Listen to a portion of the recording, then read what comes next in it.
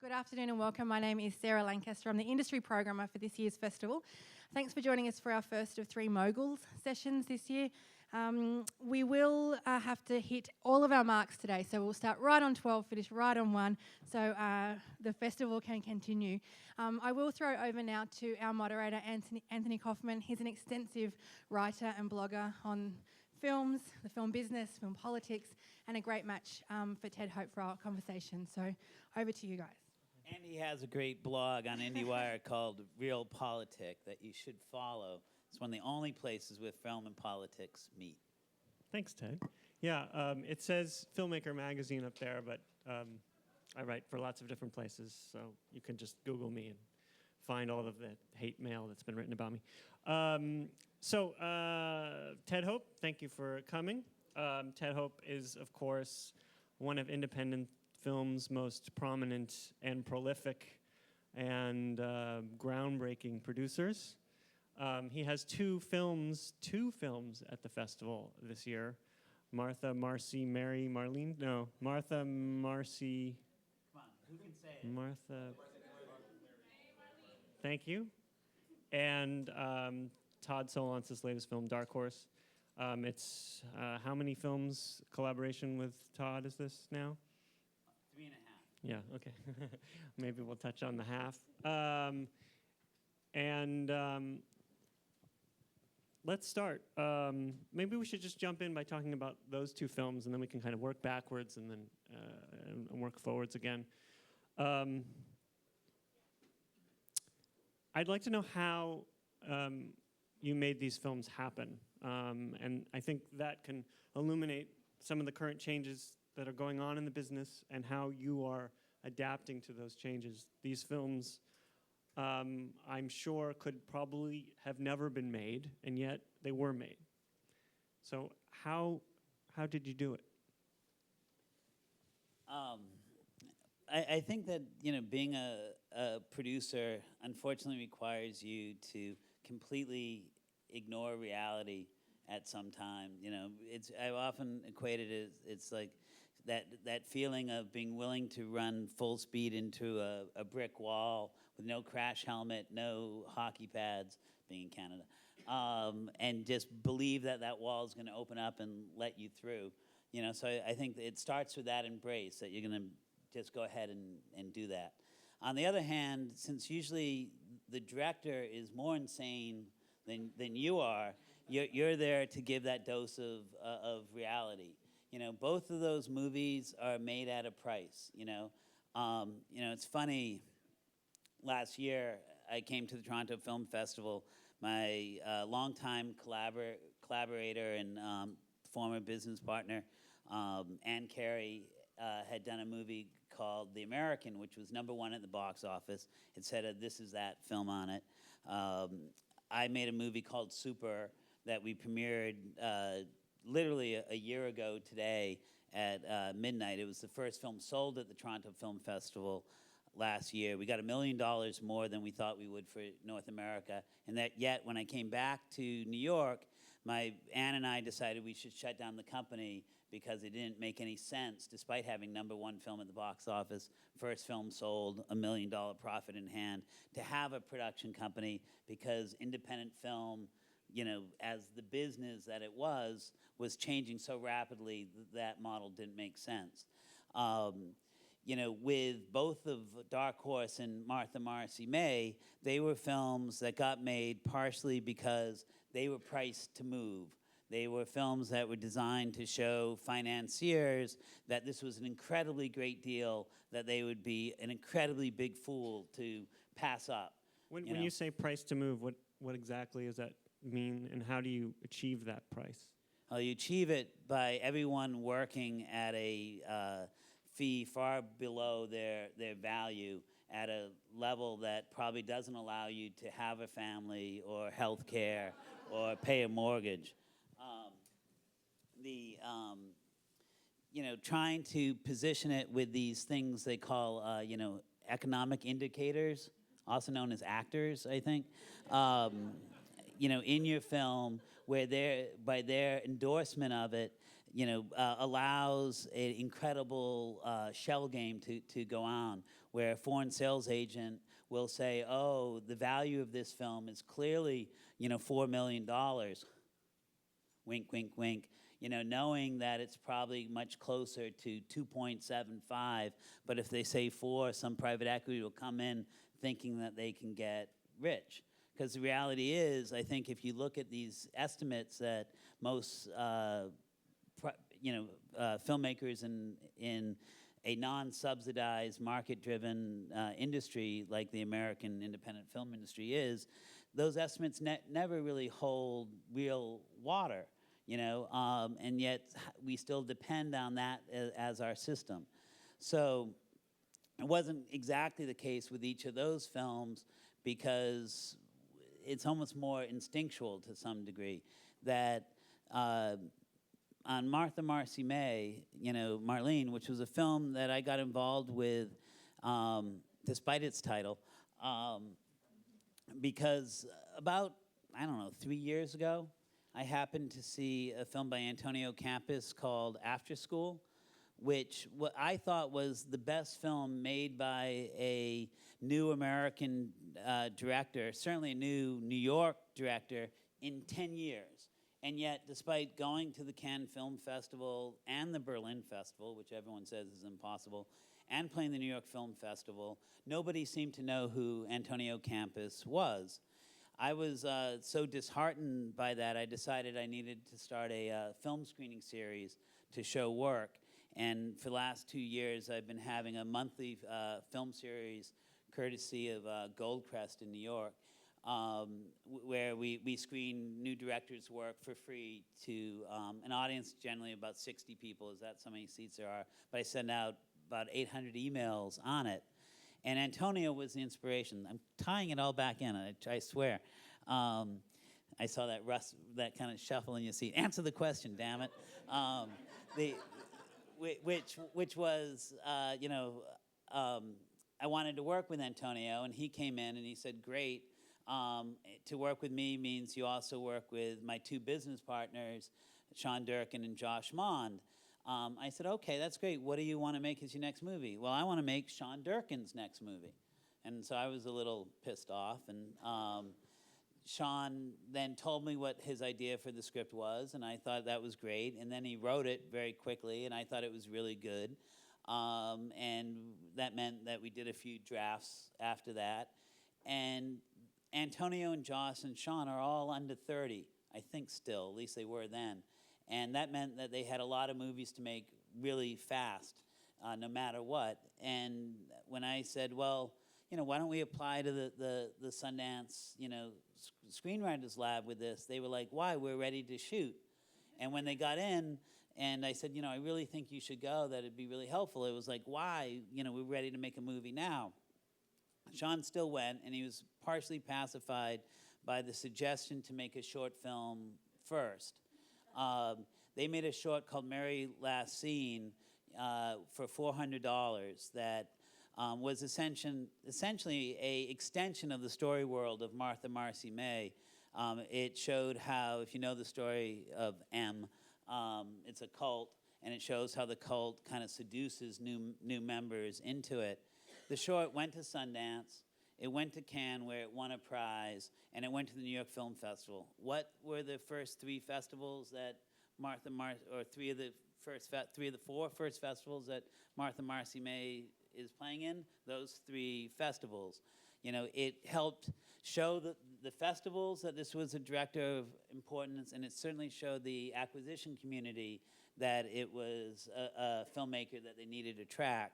And it gave something to show investors, more than just his student film, that he was a filmmaker. And it allowed the actors to get attached. So, when Sean got out of the lab, Josh had already found the location of the cult because they used it in the short film. Josh had already put together the key lake house location of Martha Marcy May, and they were willing to get the movie made no matter what. I had, when I first met with Sean and I read the script, I thought I could make this movie for $12 million if he wanted to do a complete sellout version of the third act and have the cult come back and kill everybody in the process. He showed me that he was a real filmmaker by saying no to that. When he got out of the Sundance Lab, I thought, well, we can make it for $3 or $4 million and put big stars in it if he was willing to wait a year. He showed again that he was a real filmmaker by the fact that he would rather cast who he wanted in the movie and go much sooner. And he had a team that was willing to make it happen. They started production without having the money in place, and they basically challenged me and the other producers in the movie to put the money together or else. The producer whose card I share, Matt Palmieri, came in for the last bit of money, while we were still shooting. We were trying to, when we were casting the movie, got a great response from cast. There were a lot of name actors who wanted to be in the movie, in the lead role. But Sean had seen this unknown, Elizabeth Olsen. Not quite unknown. But she was an unknown actor. And, you say, oh, well, she's related to so-and-so. That could either be a hindrance or help. It's hard to say. And it came right down to the wire, and Sean, trying to be the rational, business-minded person, I was saying, Sean, this actor has a big Hollywood movie coming out. Are you sure you don't want to cast her? And he really believed in her. And the fact is, he had already attracted a good cast. The money was pretty much in place.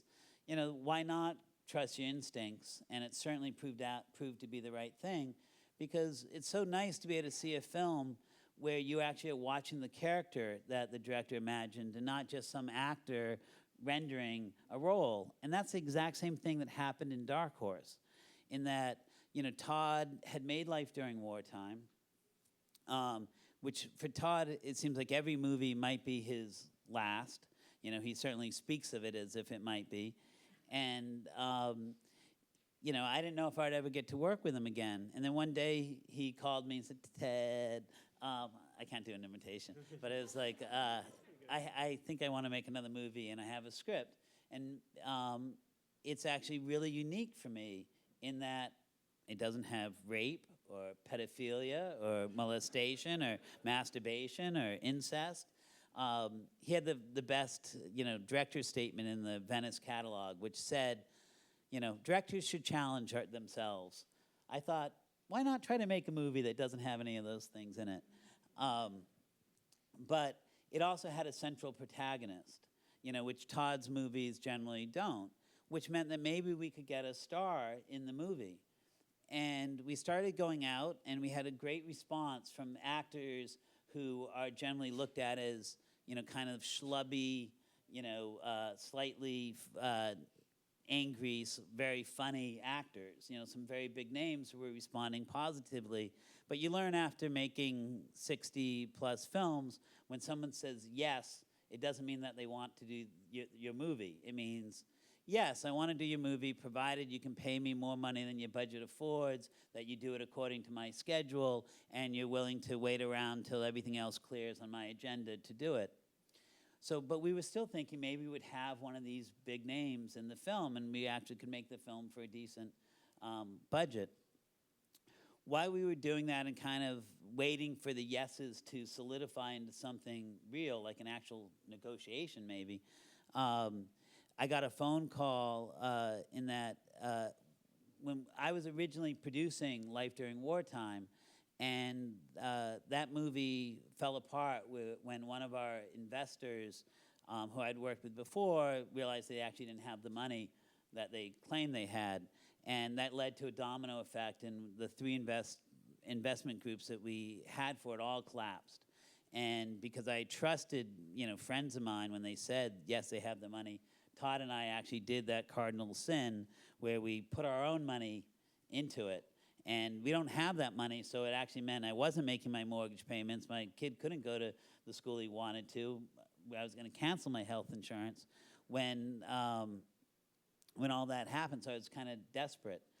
The investor that pulled out, not initially, but when the dominoes fell, called and had realized that he had made a bad decision. He had seen Life During Wartime, loved it, and wanted to bring his company in. And he basically said, I'll help finance a new project of Todd's. And lo and behold, we had one. And at that moment, when I told that to Todd, Todd was like, well, I always wanted to make a movie with this actor, Jordan Gelber, who nobody knows, but I've auditioned for like 3 movies in a row, and he was always my backup choice. And that meant when this investor came in, that we could cast somebody that people would only see, like in the same way of Elizabeth Olsen and Martha Marcy May, as the character that the director intended. And so we built around Jordan actors like Chris Walken and Mia Farrow and Selma Blair and Justin Bartha.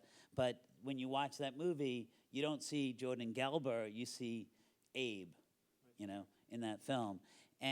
But in that same sort of way, because we had, like we had in Martha Marcy May, John Hawkes and, you know, Sarah Paulson and Hugh Dancy, in Dark Horse, we had such a caliber of actor that when we got foreign estimates, they were north of what our negative cost was. So those films basically got made because actors believed in the material, that the value that they brought to the film, at least in estimated value, was beyond the price that we were willing to make it for.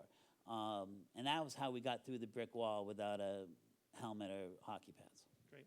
I want to touch on something you're saying about. Yeah, that was good. It was, yeah. We have some more time now. So the Anthony bet that I would only get to answer one question in this full hour. The fact that you dissolved your company, right? This is that, and at one point you were part of Good Machine, a major company in independent film, a big staff, international sales division, and now you're back, essentially on your own, working out of your kitchen. Your kitchen.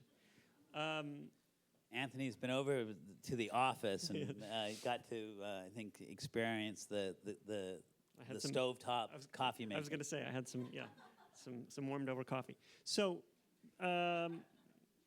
what?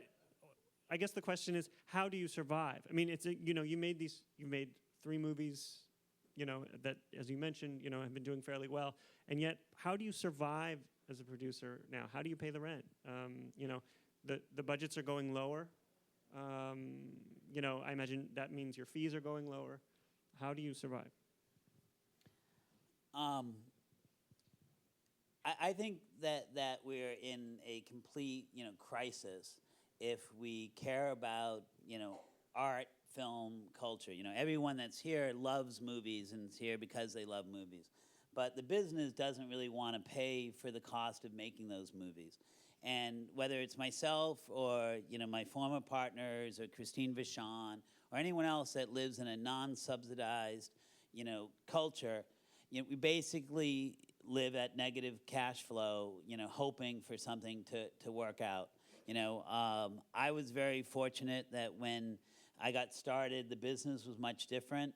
I was able to build a company that we sold to Universal, and that was an incredible windfall that allowed me to experience something I never had before, ownership. I bought an apartment, which now I look forward to selling soon so that I can, move out, somewhere else where the cost of living is much lower so I can continue to do the movies that I love. It doesn't make any sense whatsoever. I've made 65 films.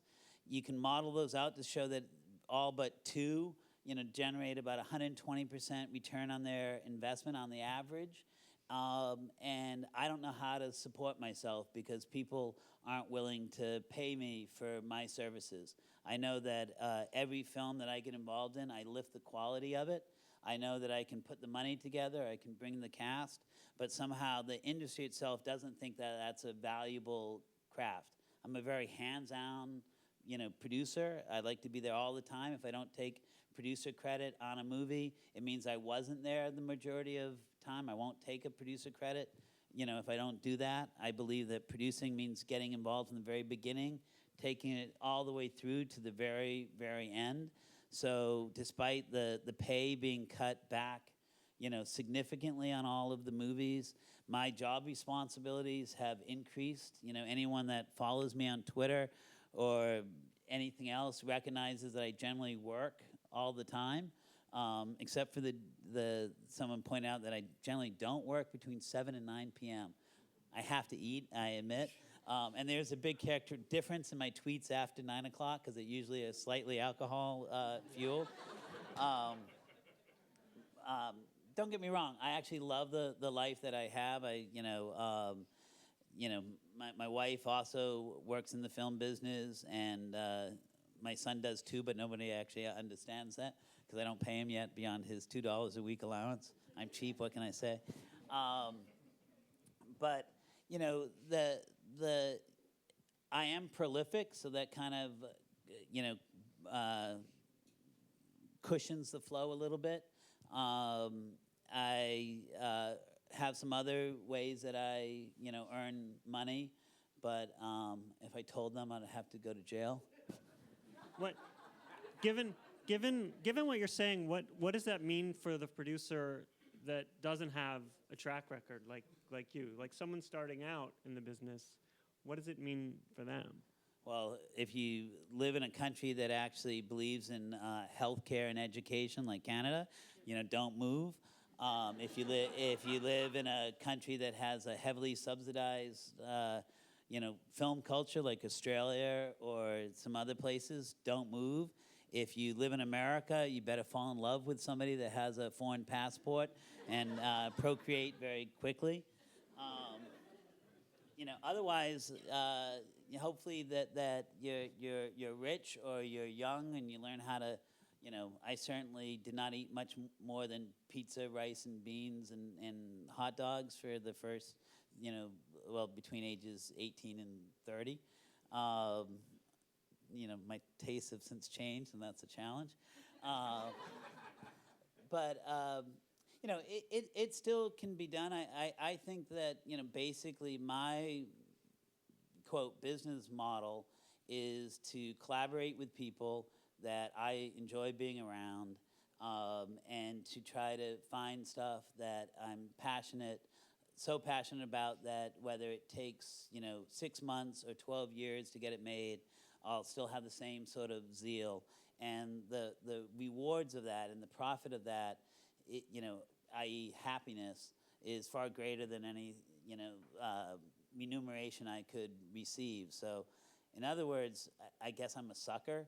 That I will agree to do things at less than market value to try to improve the cultural landscape, move it closer to the world that I would like it to be. If you look at, you mentioned Sean Dirk and Campos. I mean, those are young guys. They're doing it. I guess they're doing it because, yeah, it's cool. They have, they work on commercials, so they're able to kind of straddle the business and make it happen. I think 2 out of 3 of them are living on their parents' couches too. Okay. You mentioned. It's actually a serious crime that if people don't get a little bit more pissed off about it, our culture is going to suffer from it. I don't know how the quality of movies is ever going to progress between second and third films. Like that level. And there's certainly excellent ones out there, but how do you sustain yourself? There's no such thing as producer overhead anymore. The idea of building a company like we did at Good Machine is a pretty, far-fetched idea. Thank you. Coffee is starting to wear off now. Idea, I think, as a business plan for most people. The reality is, I have a app that I've been developing that I think is going to make some money. I know many other producers that have a similar thing like that. I have Christine Vachon and I, October 12th in New York, will be doing everything we know about film, class that, would love you all to come and hopefully pay $100 to do so because we need it to survive. And Christine opened a management company. Absolutely. There's many different ways, but it's a real challenge because I think I know 2 independent producers with overhead deals, and that certainly cushions things a great deal, but most people don't have that. Let's talk about, you mentioned Twitter, and you're been very much plugged into social media and very much an advocate, I think, and of course your blog now on IndieWire. You're very much an advocate for the way the internet and social media can help independent filmmakers. We're pretty cold up here. Is there? You want to turn up the? I don't know if you saw my tweet at 7 a.m. Which was like, I love everything about the Toronto Film Festival except for 2 things: the temperature in the theaters, like it's freezing, and there should be like cell phone charging stations everywhere. That'd be like the one thing. That's my recommendation. Yeah, they need just anyway. So yeah, what is your what is your current thinking on how social media can actually change the business, maybe make things better for independent filmmakers? Like I said, you've been on this showboat for a while. You still a strong advocate? Has anything changed in terms of your views on that? No. If anything, I think it actually increases. I actually have a very good 6-hour lecture that I will do between $5,000 and $10,000. If you want me to do that, I'll come to your corporation and deliver it. But the short answer of that, you have to accept a few realities of the times that we're living in. The film business, I'm going to backtrack one step. I think that what gets really exciting immediately, and it's how we formed Good Machine and kind of gave almost the impetus as I look back at it. Technology and audiences change much more rapidly than industries do. And I think that as much as when we started Good Machine, there was one company that was truly a horizontally integrated, independent company. That was Miramax. It had a distribution, production, and international sales business. And the rest of the American business was refusing to acknowledge that the U.S. market set the value, but the revenue came from abroad. And, luckily we had the good fortune at Good Machine of having made a movie that nobody wanted to sell called The Wedding Banquet. And when we took our little movie that everyone had passed on to Berlin, the $700,000 movie did over $3 million in sales in less than a week. That James and I, not knowing very much, sold out of our backpacks on bar room and hotel room floors. And that was a film that we hadn't even been able to see ourselves initially because we cut it on an Avid. It was the first, I think, narrative feature cut on an Avid, and that meant even when we were cutting it, we couldn't see it because the resolution was at such a low level. It was just a bunch of pixels along the way. There's 8 out of focus shots in that movie. So back to the question. I'm answering it.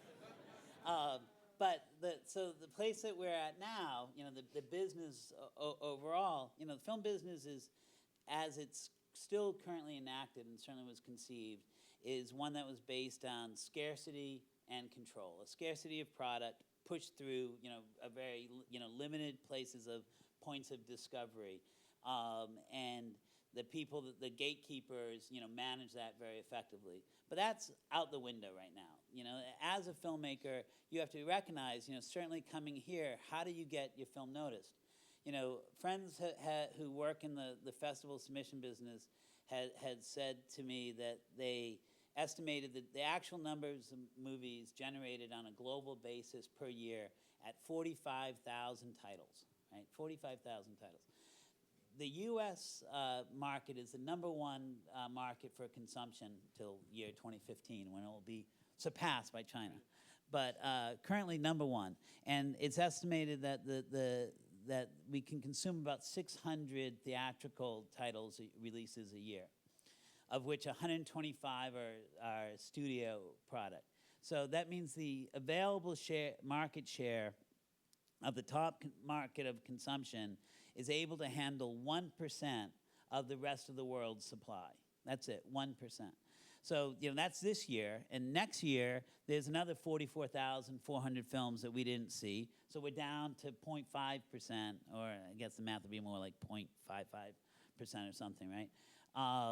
And that's just the new films, right? Because we now digitize the past at like such a rapid rate that if you said, I'm going to just live in 1968 from now on and only see stuff made from 1968, you could do that more effectively than anyone that lived in 1968. The past is more readily available.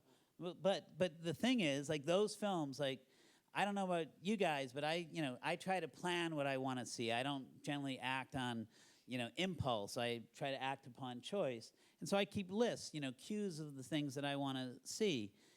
I realized this year that I have enough films on my list that if I was able to consume things at my maximum rate of consumption, about 200 plus titles a year, I had enough pre-selected titles to carry me 5 years past my life expectancy point.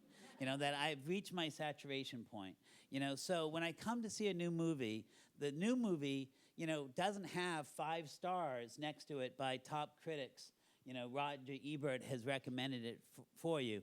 Why am I going to bump something that I pre-selected off of my queue for your new movie? How is that going to actually happen? Now, I'm 50 years old almost. It's taken me this long to reach that. But I did it without any proper tools. Like this year, there's several great new, universal cues that are coming available. So soon, if you wanted to import my list to your, Facebook page, you'd be able to do that. So basically, it's estimated that in 5 years' time, people like myself, by the age of 40, will reach the saturation point.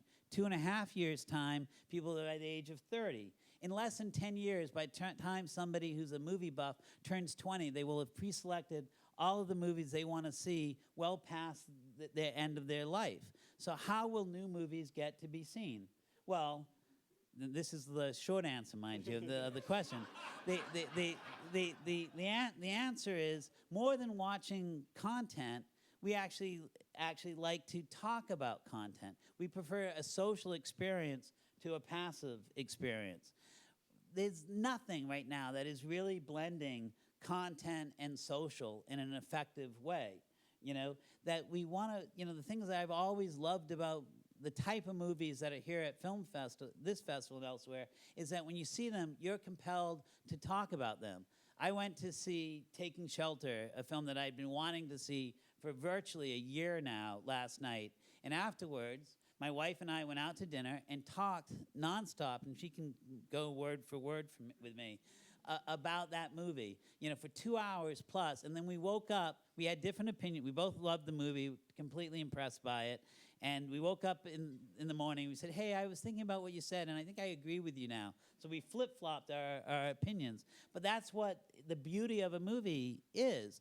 And if we start to blend the social with the content in a more effective way, I care more about what you have to say about a movie, because I'm going to see you, Anthony, than I care about what Roger Ebert, who I won't see. It's certainly more than Vincent Canby or, Godard when he wrote, criticism. And that's like the thing that we have to start to recognize, is how we can use our social graphs to kind of move the urgency. Like when I fell in love with cinema, when I saw Taxi Driver, I knew that any time that film was playing around me, I would have to bring 5 of my friends, because VHS had yet to come out on the marketplace. There was an urgency, and my identity was a bit defined by my love of certain films. Now everyone knows that things are essentially immediately available. How do we bring the urgency back to the films? Like, some of it is by creating urgency around our social graph. So when I came here last year, with Super, I had a film that people knew that it had a big Twitter following, that people had been tracking. Now, who had been doing that? The film industry, not the public at large. Well, yeah, I wanted to ask about that. So Rainn Wilson has how many Twitter followers, the star of Super? Well, now well over 2 million. Like, yeah. I believe he's like in the top 10 most influential people on the internet because of his Twitter following. So they knew about Super. the general public knew about Super. Well, those million people. Yeah, and I had found that movie because of a tweet of Rain's, to begin with. That was where I discovered it. But the film, when we were here last year, the film industry was 3 years of consecutive down markets. Films had not been getting acquired. You couldn't put it in a straight face and say, this film that we made will get $1 million sale, along the way, just no matter what. You had to say that I'm prepared to distribute it myself and earn the money that way. But the film, because of Rain, because James Gunn had done a internet series called PG Porn that had over 10 million hits, and we had a Twitter group on the film itself where the whole crew and a lot of the cast were putting stuff out there, and people saw that, and we sold the film 24 hours or even less than 24 hours after its first screening for a much better deal than we had, and IFC acquired it. I think they expected the film, because of that, to have a greater level of urgency from the general public in terms of what it would be what it would generate. Yeah, so why do you think it didn't? Well, I think there's a couple of reasons there that. Because of the high level of the cast and kind of the public awareness of the film, we got the cast, or IFC and the publicists got the cast booked on every single major talk show that there was. They did over 25, talk shows. IFC looked at that and said, we don't have to do any television, advertising. Like we're getting all of that for free. At the same time, they recognized because of the internet that really that's where the public, because of the actor and the actors and directors following were on the internet, that's probably where most of the advertising should go. I think in hindsight, from where I look at it, I'm not an expert, I'm just talking from my gut, that the audience was very aware that the film would end up on VOD immediately, that we didn't get anywhere near the same theatrical bookings that we anticipated. The reviews of the film, weren't great. The people that loved the film. But when it came out on VOD, I think the second week we did 67,000 transactions. It just debuted on Xbox 2 weeks ago. We've done over 20,000 transactions on Xbox in these last 2 weeks. It will end up doing about 200,000 transactions, putting it, in the top number of VOD films for IFC, but it didn't do, Girl with the Dragon Tattoo, that's a foreign language film. People say people don't like foreign language film. That film has done over $6 million of business on VOD in the U.S. now. It's been up consistently for 18 months. It's a super long run. Like, there's a lot of business to be had there. And once we reach a time where there's actually a usable interface, so it's not just titles that begin with A, B, and C that people find, once there actually is some sort of integration with a social graph so that you can remember that, or know that Anthony's going to watch, Anthony Coffin's going to watch Super tonight, so maybe we should all watch it with him and, chat on a Facebook page, that will get even bigger.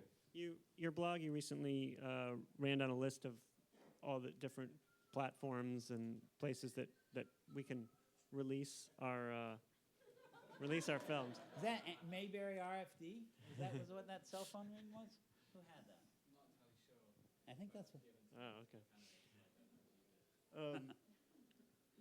How much do you still hold on to theatrical release as, the holy grail for film? I love the cinema experience. I can think of two things that I enjoy more, three things I enjoy more.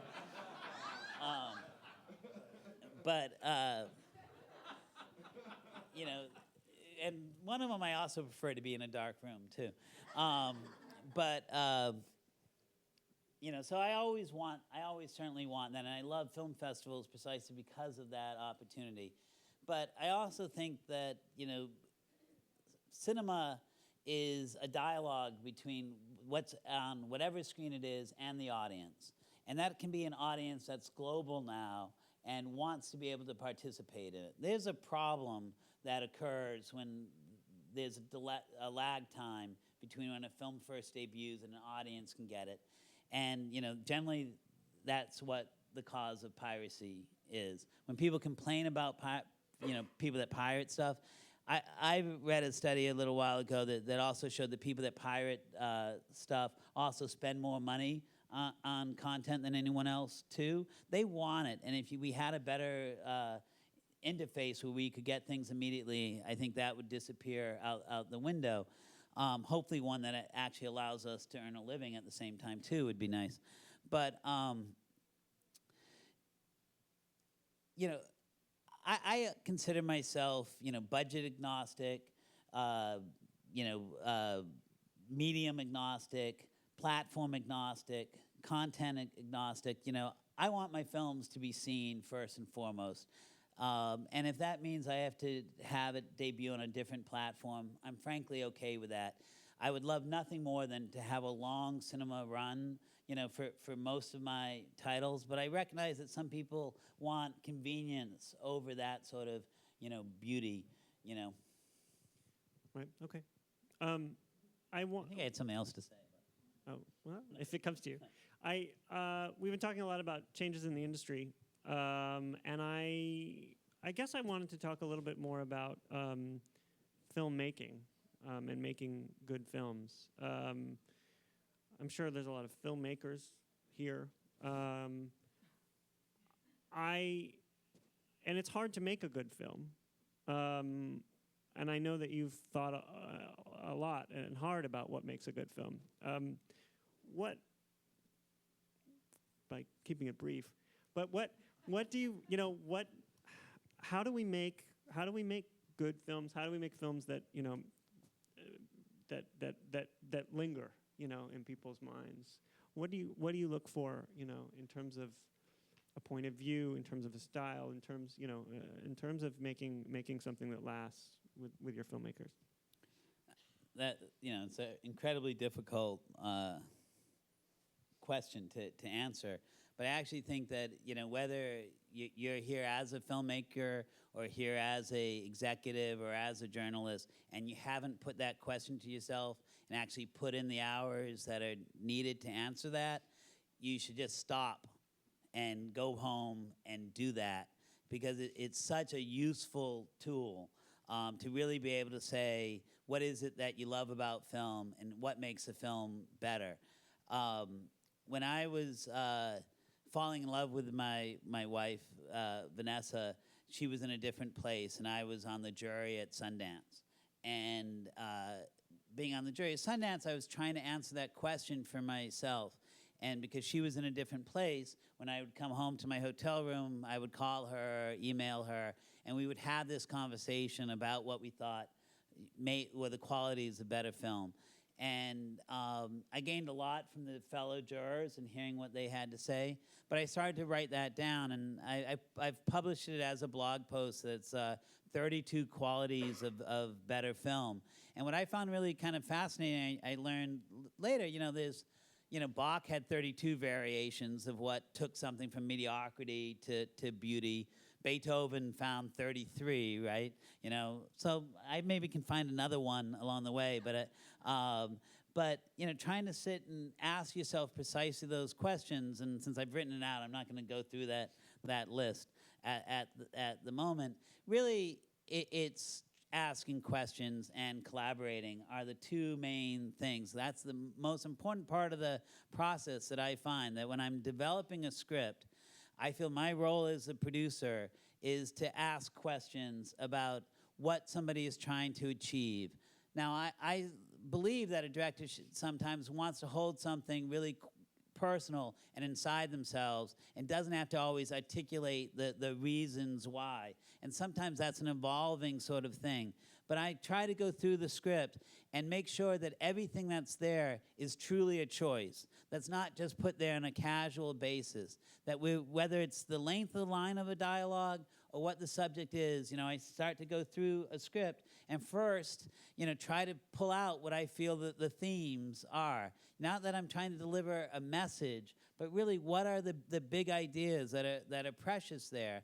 And that's a process that surprisingly, generally when a script comes to me, hasn't been thought about, truthfully. Like that's a long, involved process. And once we've done that, and we kind of feel that we understand what those themes are, I then try to go in and look at what I generally refer to as emotional truth of the characters, the reality of their situation, and is it really being honest in it? And after I've done that with the characters, I try to do that with the relationships too, and then generally try to do it in the same sort of thing of the world in general.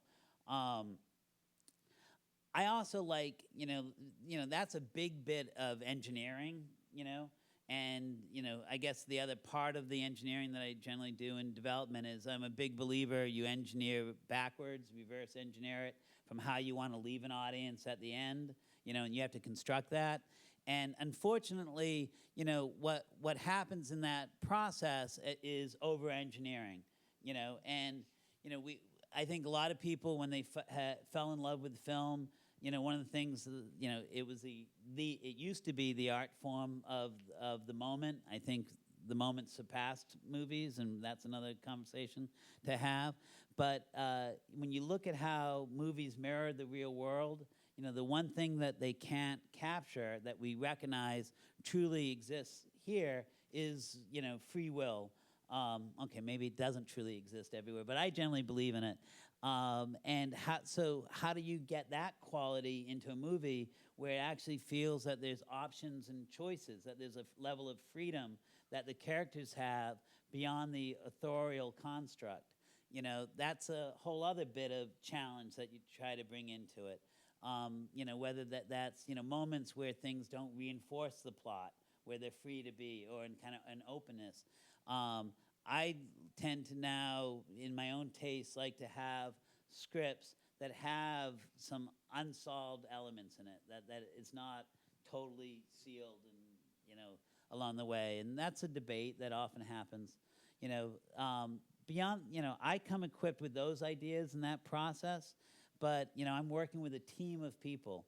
And I posted a blog post yesterday called The End of the Auteur Era, or Auteur Content, or Culture, or something like that, which was a overly provocative title, I felt, for what I was writing. And really what I was writing about was the idea that all of us get the same number of same inputs. Like we get our information, we experience things the same sort of way. Very few ideas are truly original. Yes, there's original artistry that's involved, but the ideas and inputs are often shared. And I certainly find when I work with a director who has a singular viewpoint, and that's the type of director I like to work with, when they're receptive to a collaborative environment, we all benefit. And so like the question of something being a film by Todd Solondz versus a Todd Solondz film is actually, I think, an important semantics, because one is claiming sole authorship and the other is branding it as a particular taste and voice. And I think that's generally the world that we're living in, and that's the way that films, the one that's willing to say that I'm open to hearing things, I want your input, I want to filter it through me, those are, I think, the better movies. I remember being astounded early on when I was working with Ang Lee, and my opinion then of the auteur theory was a little bit different. And he said, "Oh, I don't really direct movies; they just pass through me." Very zen. So we have little we have a little time for questions. So do we have questions from the audience? Yeah, from the white. Oh, thank you. Sherry Souls, thank you, Ted, for your comments. I have a question regarding you saying that you're agnostic for platform or delivery channel. Is that in terms of streaming, so that you don't mind if your film designed for a large screen is streamed onto a handheld device, or are you talking about delivering content around a core media? That's specific to that platform. Well, actually, I would say both of those things are things I'm actually very supportive of. I've always found it difficult, certain big ideas, like I believe in democracy. So I actually believe that you should allow people to decide things for themselves, and you should trust them to be responsible, to know what is best for them. I may like to have my films viewed for the first time up on a big screen in a place that doesn't allow cell phones, that has a non-sticky floor, that has popcorn, sold at the same price that it costs to make 15 cents. But I don't get that world. And at the same time, I know that sometimes I'm incredibly hungry to see a movie, and I'm not going to wait for it to come to my, theater, or even necessarily my living room. And so if someone wants to watch my movie, even if it's watching my movie while they're in the line at the bank, I'm delighted that they want to watch my movie. And I have to accept that as the world that we're living in. Now, it's my job, I think, as a, artist, creative person, to try to inspire them to watch it in the way that I want them to watch it. That's a big part of the challenge. But it's a really complicated process. I don't know if you've ever, there's a website called Letters of Note, which is a very funny website and Twitter feed, and it's precisely what its title is. But a while back, they had a bunch of directors' letters to the projectionists, which were these pleas to please show the film as they intended, with the proper aspect ratio and the curtains closed and the reels, lined up according to how they're supposed to be.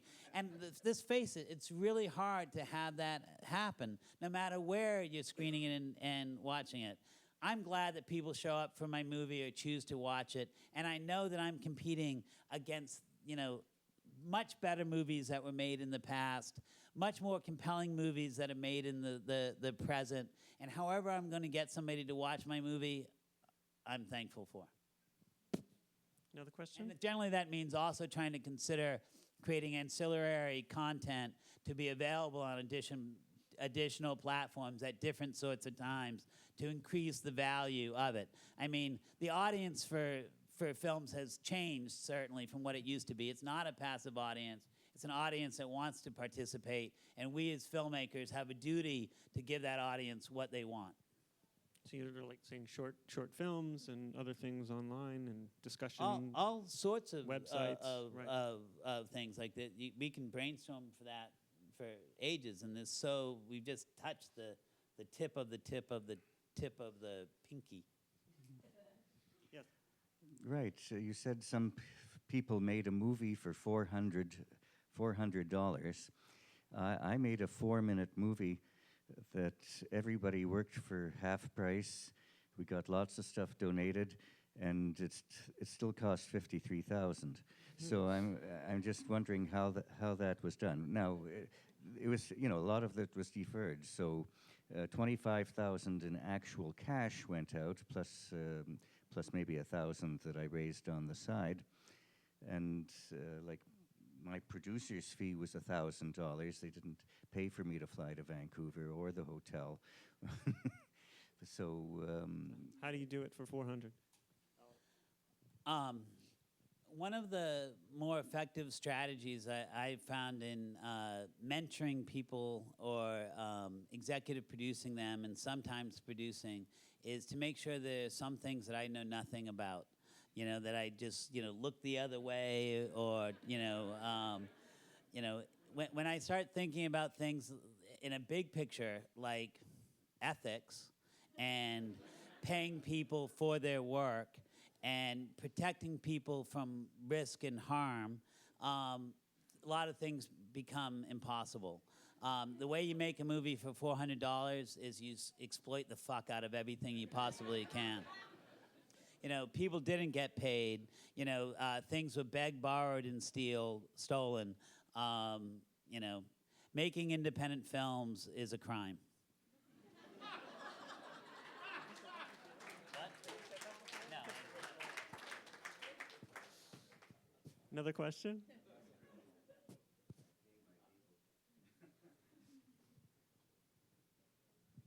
Yeah, Ada One from Sable Films. I read an article a couple of years ago. They said if you have established a very strong fan base in social media, the rate of privacy will be lowered for your production. Do you find it true? And also, The rate of what? the piracy. See, yeah. And also for my films, I always want to make it into theaters, and I want to make it on film. Whenever I approach to a producer, they always cringe. They say, "Why don't you go for red and all that?" But the look is so much different, and the experience is not there for video for me. So, what do you take on the film versus video, and also the 3D? I really love to do a 3D version of one of my projects, but people also cringe on that too. They said 3D is going away. So what's your take on all those things? All right, three big questions. I'm going to go in reverse order. I loved Avatar. I was taken into another world, a completely immersive experience that I was truly excited about. And I went to see about 5 other 3D movies after that, to the point that I was ill and swearing off that I would never see another. Although I did when something like it might have been a movie with a terrible plot and things I didn't like Tron, but was a beautiful 3D experience. I was very excited to see that. It was a bit more immersive than I planned. I went with my 10-year-old, and he was like, "What's the smell in the theater? Dad, did everybody smoke marijuana before they came to see this movie? It reeks." And he said it really loudly, and the crowd laughed.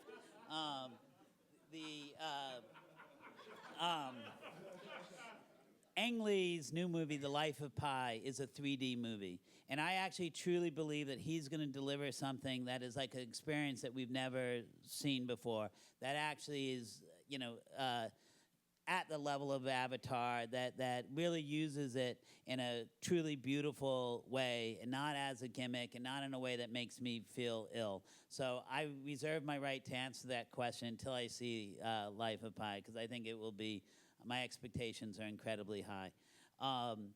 The second question, film. There's never been a better time to shoot celluloid than there is today, period. Because digital is such an exciting medium, it's destroyed the film side of things. When I shot Dark Horse, I could get a Panavision package for free. We didn't shoot on film, we shot on digital, and there's reasons for that. You can get film incredibly well priced now. You can get lab services incredibly well priced. And the fact is, film adds value to your movie. You look at something like Martha Marcy May, where they refuse to shoot digital, and people say, "I can't believe the production value that's in that film." It's a very well-produced film, and those guys are brilliant. But one of the things is they're looking at the film, and they're in love with the luxury, which is what we equate with it. Independent film is a luxury good. Whether you're selling to an investor, selling to an audience, it's virtually aspirational to another world that we want to be in. And that beautifulness, texture of film is something that digital can't match. Now, on the flip of it, a movie like Super or a movie like Dark Horse, each of those films, completely different types of films, have over 125 visual effects in it. As a producer, I can't afford to let Todd Solondz be the perfectionist that he, by nature, very much is on set. Working with a great editor that actually understands digital manipulation like we had on Dark Horse, we were able to change things such a tremendous way, incredibly inexpensively, on that film. And that's another, not every, it's a different type of way of working. But I think that people underestimate the increased value that celluloid gives to a film. You can't put a number on it, but I can tell you people definitely respond differently, to it. The question of, I think that from a logic standpoint, who do you treat best? I wish that everybody had empathy for the human race, but people seem to limit it first to their family, then frankly, generally to their race or their neighborhood, maybe to their nation. They kind of go out in these concentric circles. We should be well beyond that now. But the fact is, through social media, you become connected.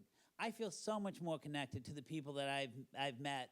There's a whole group of folks who I only know virtually, but I feel a part of my community, and I try to help them whenever I can.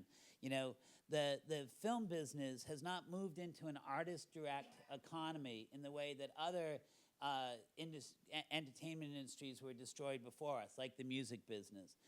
So the music business, I was told, does supposedly something like 12% of their revenue now in the States through artist direct sales, direct to fan sales. The film business has not even touched the corner of this.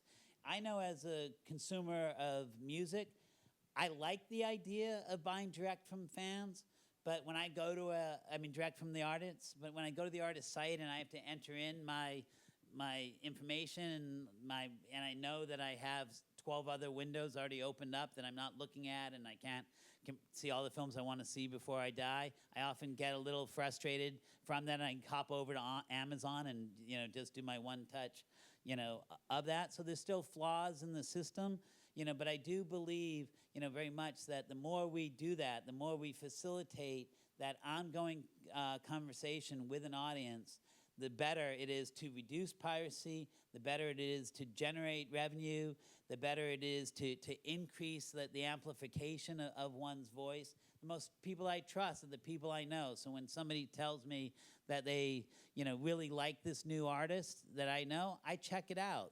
That's really how it goes. The people that I support on Kickstarter and things aren't people I know. They're people that I know, somebody that they know, and they've spoken highly to me about them. So Ted's last name is Hope. We'll leave it at that. I think our hour is up. Thank you very much. All right, thank you, guys. The only final thing that I would say, I'm happy to answer more questions. We can do it online. It's going to take a little while. I don't have enough time, but you can find me. It's Ted Hope on Twitter. It's Ted Hope on Facebook. My blog is called Hope for Film. It's on IndieWire. That URL is blogs.indiewire.com/Ted Hope. But it's all there, and if you write to me, I generally get back to you at some point in time. Please recognize the thing that my most valuable commodity is my time. It's what I have less of than anything else. But I really do believe that if we work together, we can build something much better than it is. So I look forward to doing that in the future with you.